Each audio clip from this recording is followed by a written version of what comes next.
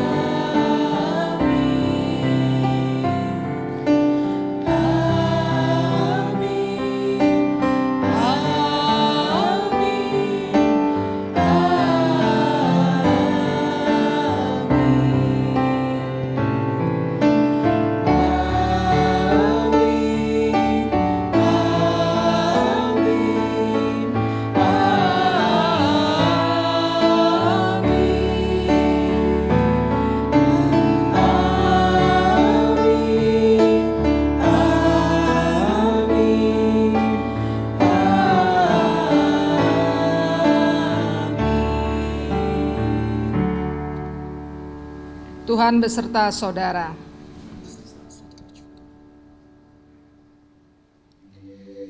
Teman-teman, sepanjang tahun ini banyak kejadian-kejadian yang sering membuat kita khawatir.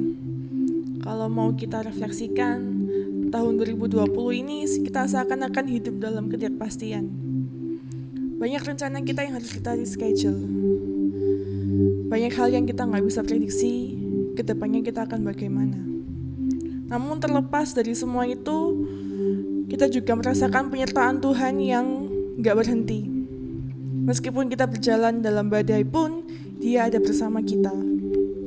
Dia yang paling tahu segala pergumulan kita, ketakutan kita. Bahkan ketika kita gak punya kata-kata lagi untuk mengungkapkan ketakutan kita, Dia ada buat kita. Penyertaannya gak berhenti buat kita.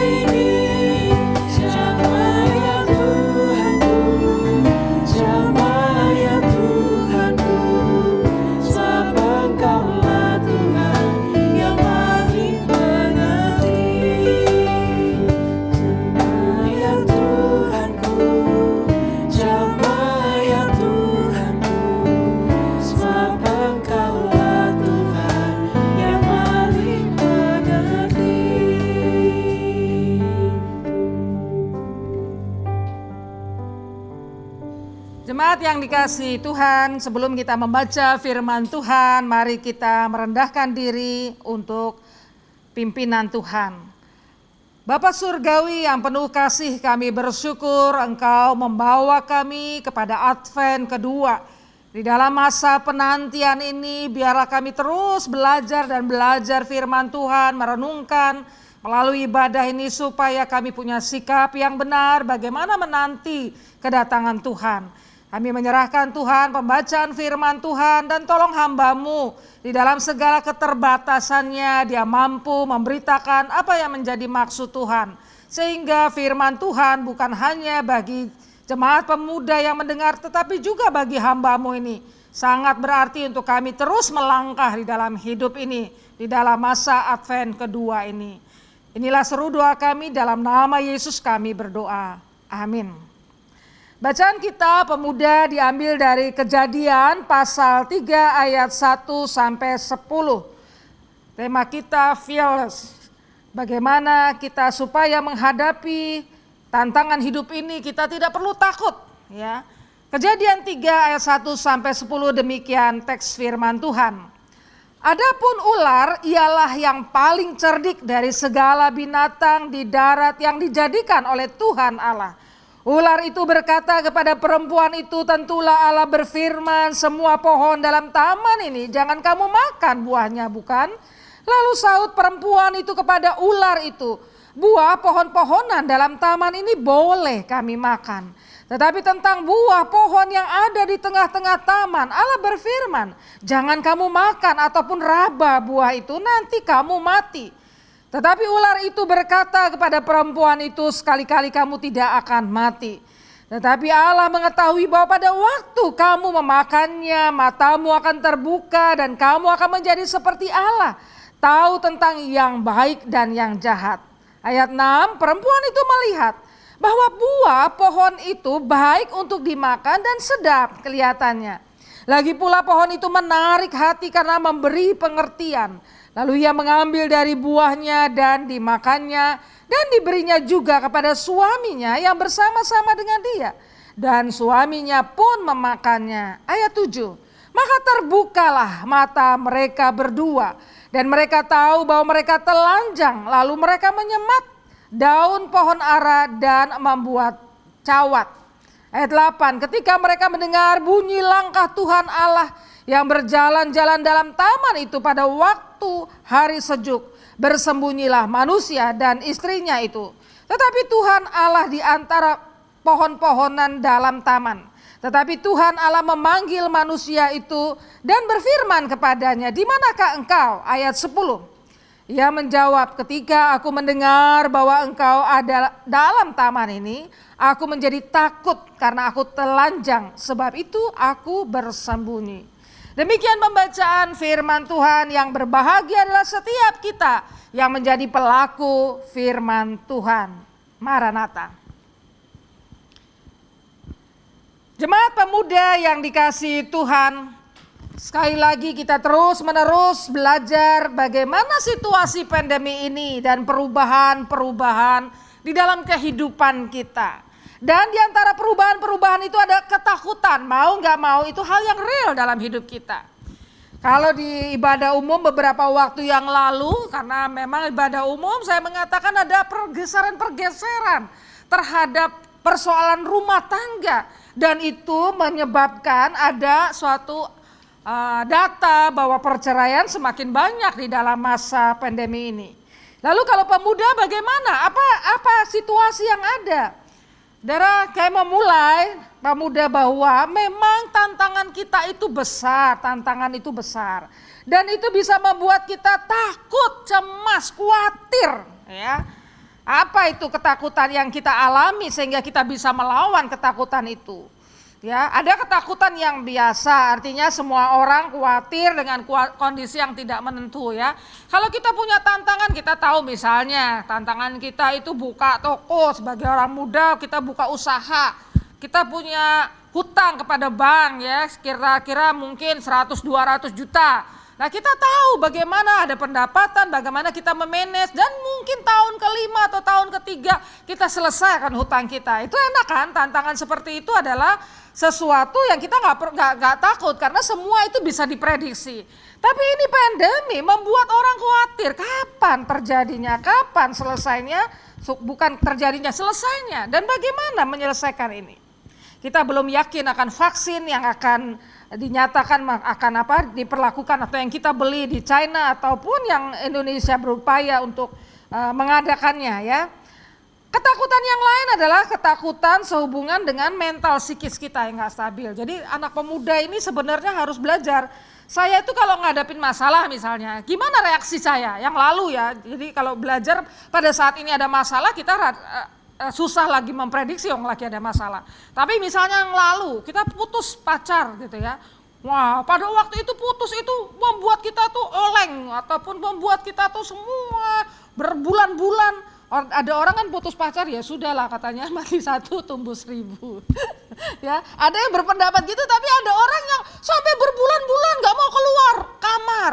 Nah itu kalau sekarang kalau saudara sudah mengalami itu, waduh ini mental saya ini kurang sehat nih ya, sampai berbulan-bulan harus ngadapin itu ya.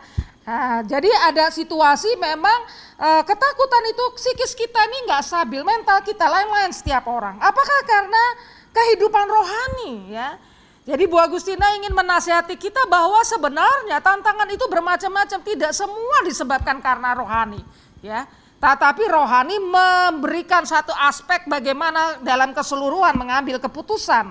Ada juga ketakutan yang kita alami pada umur pemuda ya, di dalam usia pemuda itu pertama ketakutan akan karir ya, dalam masa pandemi ini bisa tambah maju apa enggak ya. Ketakutan, persoalan di dalam kehidupan kita misalnya pasangan hidup.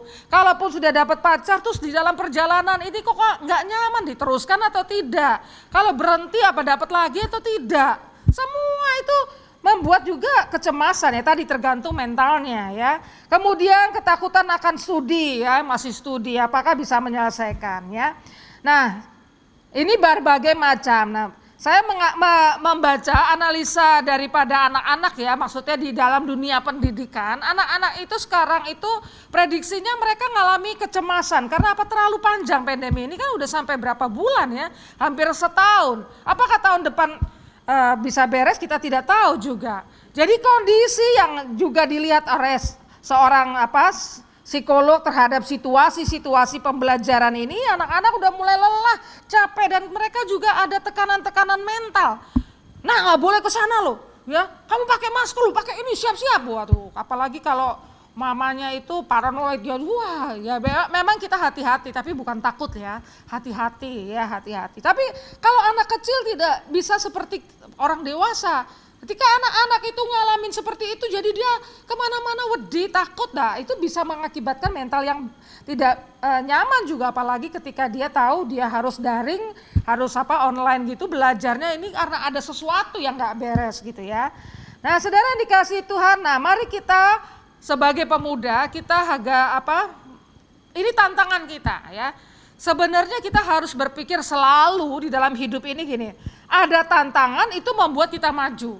Nggak ada tantangan malah nggak ada kemajuan. Jadi pandemi ini Bu Agustina berkali-kali ngomong juga sama jemaat, ini kita nggak perlu takut, nggak perlu maksudnya jadi berhenti kehidupan rohani, kehidupan bahkan kalau kita hati-hati kita lakukan semua, karena kita jangan sampai kalah lah dengan ini ya. Tapi bukan berarti kita kayak gini, gue nggak takut, gue nggak pakai masker nih. Ini tadi para pelayannya itu kan pakai face shield gini atau pakai masker itu ya. Ya itu artinya bahwa kita juga waspada, tapi kita bukan takut ya. Nah di dalam keadaan ini kita tadi baca teks yang Bu Agustina ngelihat teks ini adalah ke arah ketakutan menyelesaikan persoalan karena dosa ya. Jadi bukan masalah mental, bukan masalah psikis ya. Makanya saya kasih contoh yang lain nanti ya. Di dalam teks ini kita mendapati ada satu ketakutan yang dialami, yaitu berhubungan kita lihat ada di 3 dialog ya, Allah, manusia, dan kuasa jahat, iblis ya. Allah itu memberikan suatu pernyataan bahwa dia itu mencukupkan apa yang menjadi kebutuhan manusia. Jadi Adam dan Hawa ini apapun sudah dicepai gitu ya, bahasa Surabaya, sudah diberikan yang terbaik. Jadi mereka sebenarnya udah gak kekurangan apapun gitu ya. Dan dia kemudian Allah memberikan satu peraturan, dan peraturan itu juga peraturan yang indah. Ya, peraturan itu karena kita mungkin seringkali gini loh, karena kita ini di kehidupan ini peraturan sekolah gitu. Peraturan sekolah, terus peraturan kantor, peraturan bergereja juga ada peraturannya, atau artinya ada aturan-aturan yang dilakukan. Terus kita jadi negatif terhadap peraturan. Padahal peraturan itu menghidupkan, peraturan itu membuat semua itu jalannya bagus gitu ya. Nah Allah ketika memberi peraturan, kamu boleh makan semuanya tetapi jangan ya yang dilarang itu. Nah itu sesuatu perintah yang menyenangkan. Tetapi respon manusia ini karena dia membuka diri atau membuka ruang bicara yang lawannya daripada Allah, sehingga dia jatuh di dalam dosa, tergoda, kepingin yang lebih daripada apa yang sudah dibatasi oleh Allah. Jadi kita lihat di dalam teks ini ada beberapa hal secara singkat aja. Kekacauan muncul ketika manusia udah gak puas dengan pengaturan Allah. Sama halnya saudara, ya saya langsung aplikasi aja ya buat pemuda. Kita itu harus punya satu schedule dalam hidup ini. Kapan kita sekolah selesai, kapan kita karir harus A, harus B gitu ya. Tapi schedule itu kita serahkan tentu sama Tuhan. Dan juga kita itu punya penghasilan misalnya 5 juta. Teman kita 10 juta, 15 juta. Terus kita menjadi orang yang marah gitu ya. Kenapa cuma segini gitu ya. Nah, ketidakpuasan ini juga masalah loh dalam hidup kita. Jadi kita nggak bisa bersyukur. Ya, manusia tuh seringkali ngadapin ketidakpuasan itu ya. Ini persoalan buat kita. Nah, di dalam ayat 2 dan 3 yang kita baca tadi justru kita ngelihat Hawa itu mengalami tidak puas akan pengaturan Allah. Kekacauan muncul ketika manusia punya keinginan apa yang tidak boleh itu ya. Justru nggak boleh malah tambah ingin. Ya, saudara, keinginan kita juga mesti dikontrol ya. Keinginan akan sesuatu yang justru tadi kan udah ada pengaturan Allah tapi dia punya keinginan ya, terbuka moral, jahat dan baik. Padahal justru sebenarnya ketika dia ikut keinginan Allah bahwa semuanya itu terjadi menjadi indah bagi dia. Tapi ketika keinginannya itu melebihi dia pengen jahat dan baik, malah dia tahu jahat, malah dia tahu malu ya toh. Tadinya kan telanjang tidak masalah, tapi sekarang bermasalah, bahkan bersembunyi. Kekacauan muncul ketika memberi ruang dialog dengan nego dengan yang bukan perintah Allah. Sama ya, sebenarnya kalau kita udah ada misalnya orang-orang yang nggak terlibat narkoba, orang muda itu pasti dia punya pikiran narkoba udah pasti jelek, nggak usah dipikirkan lah, nggak usah dipikirkan. Apakah aku mau coba-coba? Nggak ada pikiran itu. Nah itu selamat. Tapi kalau dia mencoba coba sekali masa ketagihan sih. Nah itu sudah membuka ruang. Nah membuka ruang itulah jalannya bisa terjadi masalah dan kecemasan dalam hidup kita, ketakutan karena ada masalah ya. Jadi semua membuka ruang-ruang yang tidak benar ya, misalnya nggak tahu saya pornografi itu masih analisanya di orang muda nih masih banyak nggak, justru karena daring-daring ini yang dilihat bukan pornografi misalnya. Ya kalau itu kita lihat pornografi kita pengen ya dalam sekali waktu mungkin psikis kita ada keinginan untuk melihat itu. Kalau kita memang membuka ruang itu akan terjadi satu kejatuhan dalam tanda kutip di dalam pikiran, bukan hanya Kristen kan bukan hanya action tapi pikiran juga kita harus kontrol ya. Nah ini situasi ketika membuka ruang, lihatlah Hawa itu ketika membuka ruang dialog dengan yang tidak sesuai dengan keinginan Allah, itulah kejatuhannya. Akhirnya muncul ketakutan, mendengar langkah Tuhan aja udah takut, mendengar dan lalu mereka mengaku akan apa yang mereka lakukan itu dan ketakutan dan bersembunyi. Dan yang dikasihi Tuhan, kalau hal ini teks yang kita baca ini adalah sebuah ketakutan yang persoalan relasi dengan Allah ya, dosa. Nah dosa itu harus dibereskan. Kalau saudara hari ini pernah melakukan nih Advent kedua ya, Bu Agustina ingatkan. Advent itu kadang-kadang orang cuman mau menanti Natalnya ya. Bahkan mungkin kalau kita ngelihat ada orang-orang udah mulai foto Natal gitu ya. Sabar dulu, ini masih masa Advent ya.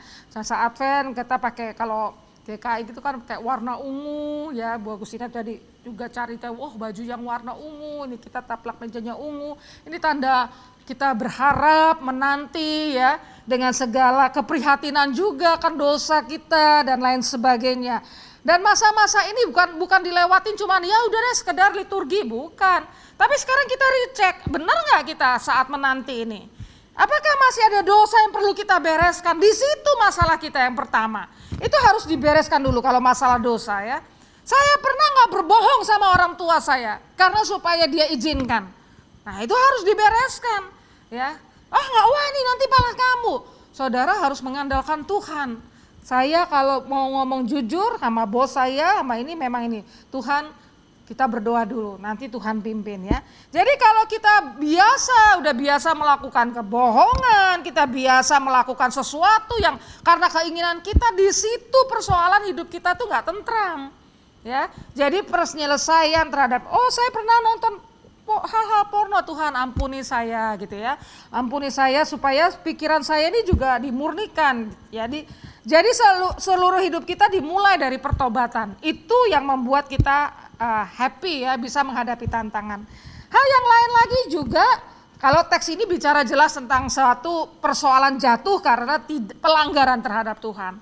Tetapi sebenarnya saya juga mengingatkan kita bahwa tidak semuanya dibawa langsung itu persoalan iman. Tapi bisa itu persoalan mental. Tadi saya kasih tahu ada dua orang.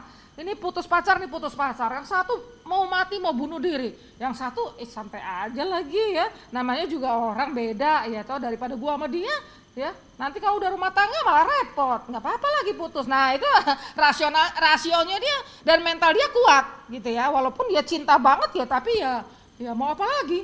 Memang nggak bisa. Nah, itu bagus ya. Jadi ada dua orang ya. Jadi saya menemui masa pandemi ini ada orang yang saya pikir luar biasa imannya. Iya, karena ya aktivitas ya. Tentu kita kalau ngelihat orang tuh luar biasa imannya kan nggak bisa dalamnya ya. Karena bukan anggota keluarga juga kita belum tentu tahu. Tapi wah, aktifnya luar biasa. Tapi ketika ngadapin mau mati, dia tuh mau bunuh diri. Sampai saya kaget-kaget, waduh kok bisa ya dia mau ngambil tindakan gitu. Rupanya sangat tipis sekali kehidupan relasi yang sungguh-sungguh dengan Tuhan, kebergantungan. Sampai dia disupport sama semua saudaranya, disupport sama ya teman-teman rohani dan para pendeta dan lain sebagainya. Tapi saya sungguh kaget, inilah situasi di sini mental ya. Jadi mentalnya dia waktu dia ngalami situasi dibohongin orang dalam bisnisnya apa-apa, dia langsung pikirannya tuh udah pasti jatuh miskin, pasti dia nggak bisa makan atau apa karena dia ini ya. Jadi menurut saya kita kalau hal seperti itu kita harus bereskan gini. Pekerjaan tuh memang susah. Tetapi saudara, saya percaya orang yang bergantung kepada Tuhan, kita bekerja saja apa yang kita bisa. Kita kreatif saja apa yang kita bisa lakukan. Selebihnya kita percaya Tuhan mencukupkan kebutuhan kita. Mentalnya juga ya tadi ya, mental yang kuat, psikis yang kuat ya. Karir ini memang hadapi tantangan, jadi memang gak mudah. Ya oleh karena itu berjuanglah. Apakah waktu menambah pengetahuan ya, jadi harus berpikir untuk karir ke depan ini. Saya rasa pemuda harus recheck semua karir yang dulu mimpinya yang dulu itu, sekarang di-recheck masa pandemi ini. Di-recheck ulang ya, apakah ini masih bisa dengan keinginan saya yang lalu gitu ya. Jangan keinginannya itu kenceng padahal faktanya dunia kita udah berubah. Jadi orang yang selamat di dalam masa pandemi, dalam masa apapun adalah orang yang fleksibel dan orang yang kreatif. Ya, nggak bisa dengan cara berpikir yang sama ya. Terus mungkin masalah teman hidup ya, teman hidup juga bisa mengkhawatirkan. Nah kalau teman hidup ya bergaul lah, kalau kamu di kamar saja kan ya kamu nggak bisa dapet teman. Tapi kalau bergaul pun bergaul di mana? Dan itu dilihat ya dalam pengertian kita bergaul di tempat di mana orang-orang juga takut akan Tuhan gitu ya kalau pergaulan itu. Nah hal-hal seperti ini adalah hal yang rasional dalam hidup, bukan selalu iman ya. Jadi kalau ada ketakutan ini ya coba latih cara berpikir kita, cari mental kita, psikis kita. Nah saya mau mencontohkan misalnya Elia ya. Elia itu kan pernah, jadi orang-orang yang ngetop di rohani misalnya Daud, Elia ya. Itu juga ngalami ketakutan dan bagaimana mereka hadapi tantangan. Elia itu kan ngalami ketakutan seolah-olah dia pelayanan sendiri. Saudara, apa yang dibukakan dia? Kamu enggak sendiri. Terus juga Tuhan kasih makan, kasih minum dia supaya kuat badannya. Itu artinya apa? Bukan masalah iman aja, masalah rohani aja yang diberesin. Masalah fisik itu juga. Kalau saudara lagi sakit tentu enggak enak toh saat teduh atau pelayanan ataupun ada terganggu dengan kondisi kehidupan rohani. Jadi apa persoalan kita ya untuk menghadapi tantangan itu. Dan kita melihat juga misalnya contohnya Daud. Daud itu orang besar, Daud itu luar biasa tapi di gua Adulam itu dia pernah mengalami ketakutan luar biasa untuk dikejar-kejar Saul bukan. Tapi Tuhan juga menolong dalam posisi ini ya. Memang musuh itu ada, itu real. Makanya kalau kita lihat Mazmur, gubahan Daud, bagaimana dia menghadapi kehidupan itu real dia harus hadapi. Tapi dia yakin Tuhan menolong dalam hal itu. Jadi mari kita hadapi tantangan, jangan takut ya. Ya, jangan takut kita hadapi tantangan. Justru ada tantangan ini. Kamu dan saya tahu kita itu seberapa besar iman kita kepada Tuhan. Ya, tadi Bu Agustina bilang kalau masalahnya dosa ya selesaikan. Karena itu memang akan mempengaruhi banyak hal. Tapi kalau masalahnya mental kita kurang siap ya menghadapi situasi pandemi atau kita kurang bersyukur, ya mindset kita dirubah. Cara kita hidup, style hidup kita dirubah. Kalau memang kita nggak bisa style hidup yang mewah ya, yang biasa, akan sederhana ya. Saya mau mungkin nasehatin sedikit ya pemuda bahwa memang persoalan banyak orang adalah masalah keuangan ya. Oleh karena itu sejak kita muda itu keuangan itu harus kita kontrol ya. Kalau kita udah punya penghasilan jangan sampai pinjam-pinjam. Ya, itu kalau udah mulai kontrol itu. Ya sudah aku bisanya segini ya segini dan bersyukur dengan segitu ya. Nanti kalau Tuhan tambahkan ya nggak apa-apa. Tapi jangan sampai pokoknya keinginan tuh sampai kita itu hal-hal yang luar biasa kecuali untuk masalah buka usaha ya kita perlu ya memang mungkin dalam pengertian pinjam bank dan lain sebagainya. Tapi kalau untuk hal-hal style hidup dengan hal seperti itu jangan sampai. Orang yang sehat itu dalam kontrol uangnya juga bagus ya. Ini apakah masalah rohani? Ya tidak ya, rohani itu karena rasa takut sama Tuhan supaya bisa hidup. Tetapi yang sesungguhnya bukan masalah dosa, masalah bagaimana kita mampu menghadapi situasi. Oleh karena itu mari melalui teks firman Tuhan diingatkan, jangan takut Tuhan menyelesaikan dosa kita. Asal kita mau kembali kepada Dia. Kita bisa jatuh semua, Bu Agustina bisa jatuh nggak bisa ya. Pernah jatuh ya, pernah lah ya. Saya manusia kok coba lihat kaki saya. Kaki saya nggak ngawang-ngawang kok nih, nginjek lantai ya. Jadi saya manusia, saya jatuh dalam dosa Tuhan, ampuni saya. Saya ini pendeta, saya hamba Tuhan. Saya itu nggak layak. Tapi kalau Tuhan pakai masih Tuhan ini kan saya berupaya untuk hidup dengan apa yang Tuhan inginkan ya. Jadi semua orang bisa jatuh. Tadi Daud, Elia semua ya ada. Kenapa dicontohkan itu dalam Alkitab supaya kita bisa belajar ya. Jadi nggak usah takut. Ada dosa kita selesaikan, betul? Amin. Mau selesaikan dosa? Penting itu ya. Itu penting selesaikan ya. Kalau kamu ada hal-hal yang nggak baik, nggak benar, sudah selesaikan. Itu penting.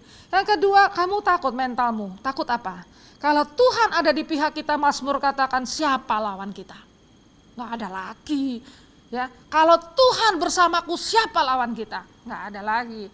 Oleh karena itu selesaikan. Kalau kita mental usaha dan lain sebagainya, jangan takut ya. Bahwa hidup ini justru karena tantangan itulah kita hidup. Justru karena tantangan itulah pemuda akan tambah maju, tambah maju, tambah maju.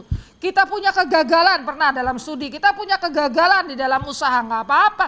Kita punya kegagalan dalam bercinta, nggak apa-apa. Ya, jadi nggak mesti semua perfect, tetapi dengan kegagalan itu kita tahu kita akan lewati itu bersama dengan Tuhan dan saya yakin Anda akan semakin hebat ya karena alami itu. Jadi kalau nggak pernah ngalamin malah nggak bisa. Jadi mau ngalamin apa tidak?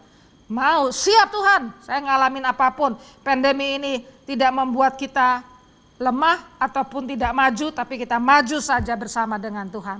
Biarlah firman Tuhan menolong kita untuk menyelesaikan semua aspek hidup kita, baik dosa, baik mental, baik psikis kita, supaya bersama dengan Tuhan itulah kita semakin maju di dalam Tuhan. Amin. Mari rekan-rekan pemuda sekalian, kita bersama-sama dengan umat percaya di skala waktu dan tempat mengingat pengakuan iman pada baptisan kita menurut pengakuan iman rasuli. Aku percaya kepada Allah, Bapa yang Maha Kuasa, Khalik langit dan bumi, dan kepada Yesus Kristus anaknya yang tunggal Tuhan kita, yang dikandung dari Roh Kudus, lahir dari anak darah Maria, yang menderita sengsara di bawah pemerintahan Pontius Pilatus, disalibkan, mati dan dikuburkan, turun dalam kerajaan maut. Pada hari yang ketiga, bangkit pula dari antara orang mati, naik ke surga, duduk di sebelah kanan Allah, Bapa yang Maha Kuasa, dan dari sana Ia akan datang untuk menghakimi orang yang hidup dan yang mati.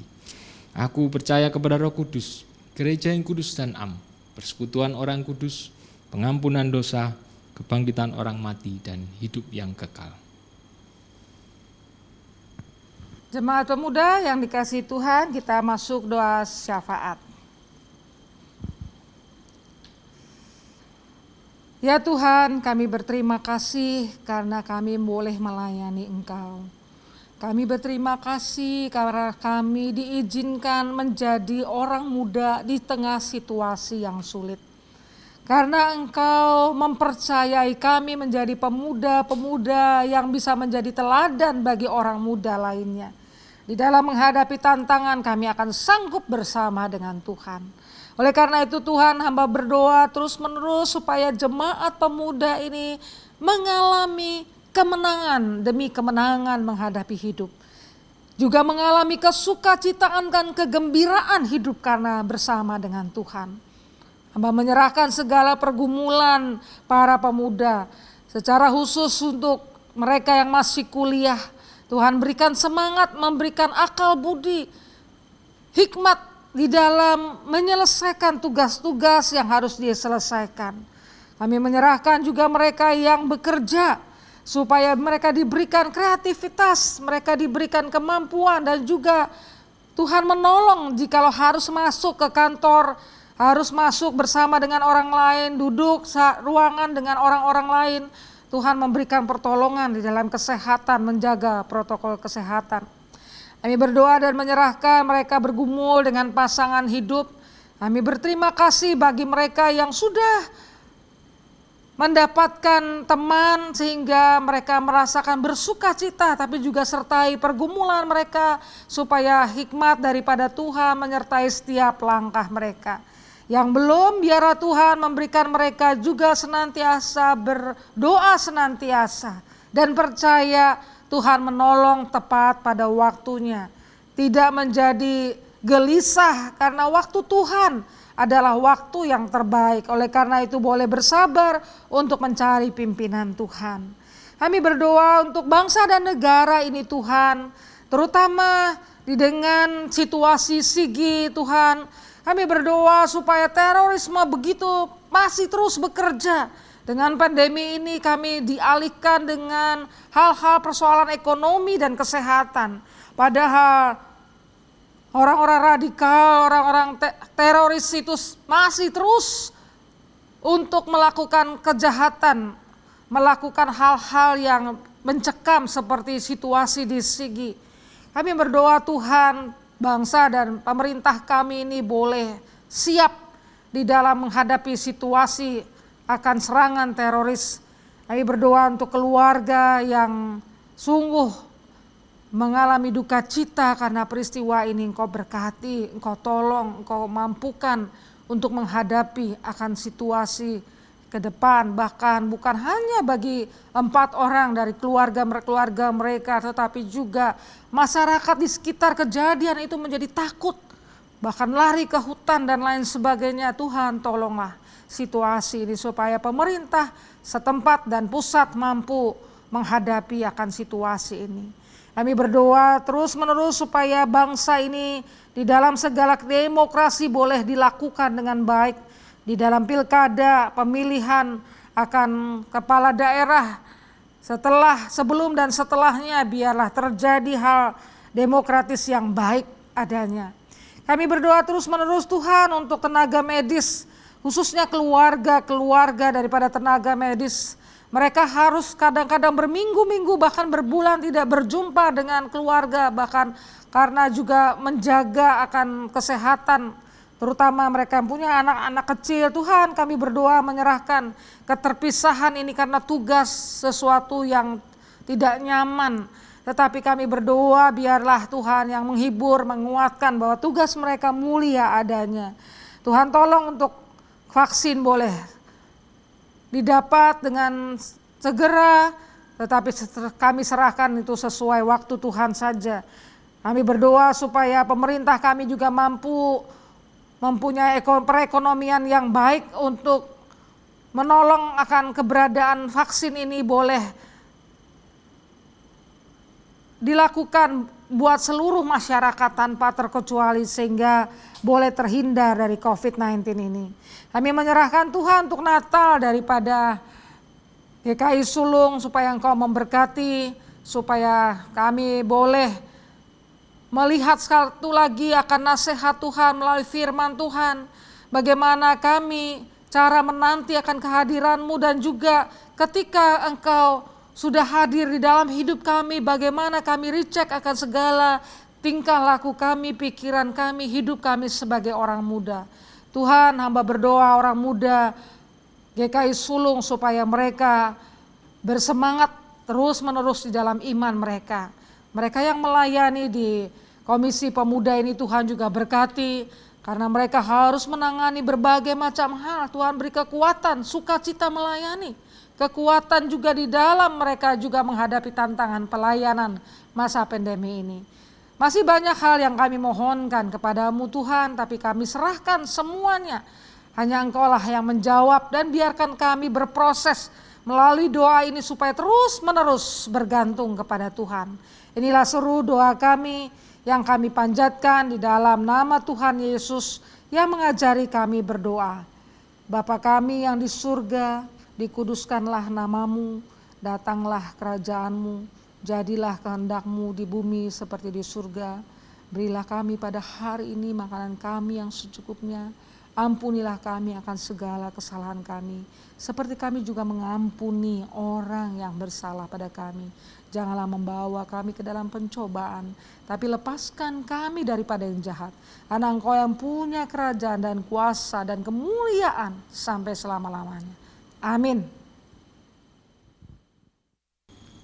Rekan-rekan pemuda, tiba saatnya kita akan memberikan persembahan. Dan khusus kali ini persembahan kita ada dua, yaitu yang pertama persembahan lilin, di mana persembahan lilin nanti yang akan diperuntukkan untuk pengadaan perumahan pendeta emeritus. Dan yang kedua kita ada persembahan mingguan seperti biasa. Rekan-rekan pemuda, dua persembahan ini kita akan hantarkan melalui ayat persembahan yang kita akan bacakan dari Roma 12 ayat yang pertama. Roma 12 ayat yang pertama. Karena itu saudara-saudara, demi kemurahan Allah, aku menasihatkan kamu supaya kamu mempersembahkan tubuhmu sebagai persembahan yang hidup, yang kudus dan yang berkenan kepada Allah. Itu adalah ibadahmu yang sejati. Rekan-rekan pemuda, silakan rekan pemuda bisa memberikan persembahan, baik itu persembahan lilin maupun persembahan mingguan, melalui transfer ke rekening BCA GKI Sulung, ataupun juga dengan metode fintech yang ada, ataupun jika rekan-rekan pemuda tidak bisa dengan dua metode tersebut, rekan-rekan bisa mengumpulkan di dalam amplop, kemudian dapat menghubungi kantor gereja untuk dapat diambil di rumah rekan-rekan pemuda sekalian. Mari kita bawa persembahan kita, persembahan lilin dan persembahan mingguan ini dalam doa. Mari kita berdoa.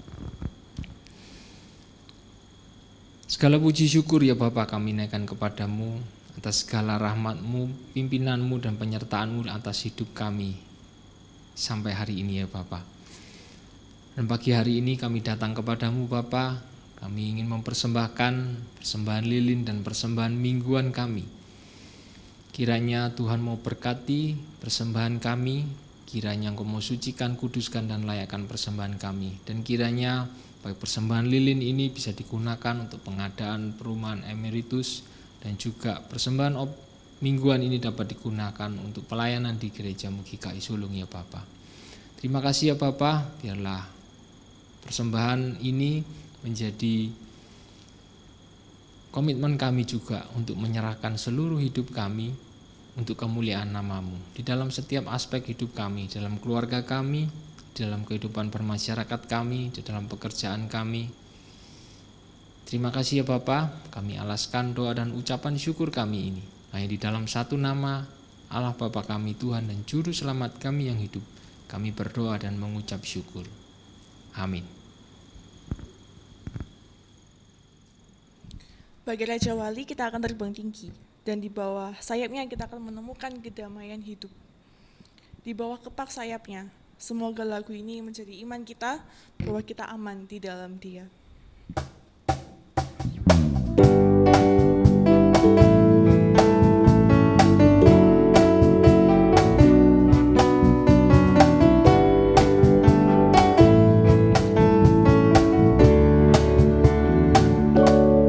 Aku ingin selalu berada